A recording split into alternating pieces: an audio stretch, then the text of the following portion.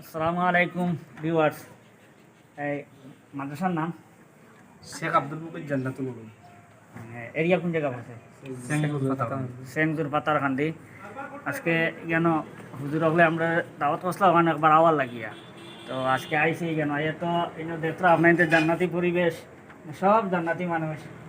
এটার লাগে দীর্ঘ অনেক সময় কাটাইছি আমি, খুব বেশি ভালো লাগছে। আর এর মধ্যে অনেক কণ্ঠশিল্পী আছেন, খুব ভালো ভালো গজল পরিবেশন করেন। আমি গজলও শুনছি এখানে বইয়া।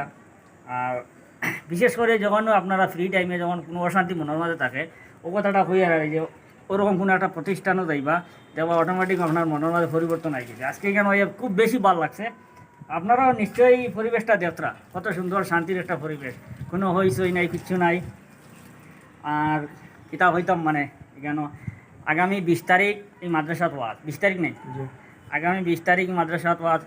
আমরা উত্তর পূর্ব এমআরএ শরিয়া আল্লামা ইউসুফ আলী সাহেব, নদওয়ার ইউসুফ আলী সাহেব এখানে উপস্থিত থাকবা। কোন সময় বা? হ্যাঁ, উত্তর পূর্ব ভারতের আমিরে শরীয়ত আল্লামা ইউসুফ আলী সাহেব সন্ধ্যার পরে এখানে উপস্থিত থাকবা।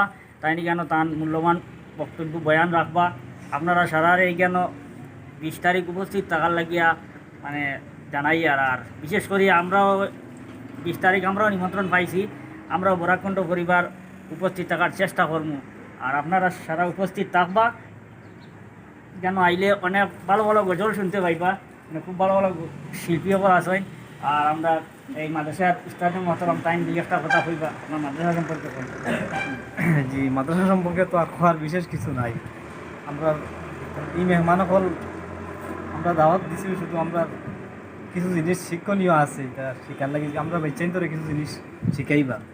ও হিসাবে তাইনও বড় আশা আকাঙ্ক্ষা নিয়ে আইসুন কেন আইয়া কিছু পরামর্শ দিয়েছেন আমরা, যেগুলা শিক্ষণীয়। আর আমরা বাচ্চারাও কিছু জিনিস নাচ গজলিতে পরিবেশন করছেন। আমরা এখানে তো আগামী 20 তারিখ আমরা ওয়াজ মাহফিল অনুষ্ঠিত হইব ইনশাআল্লাহ। আপনার সবার কাছে দাওয়াত রইল যে সব আইতা দোয়া দিতা এবং সহযোগিতা করতাম। ওখানেও আমার সংক্ষিপ্ত কিছু করার আছে না, সারা আবার দাওয়াত দিলাম। খুব আপনারাও সব আইবা, আমরা এখানে আসবো, সবার দাওয়াত রইল। খুব ঠিক আছে, সালাম বইলা একবার।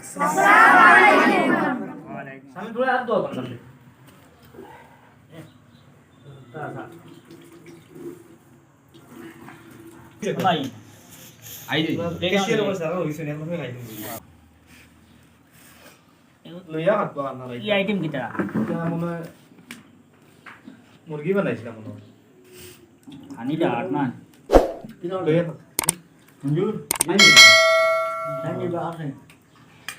আমি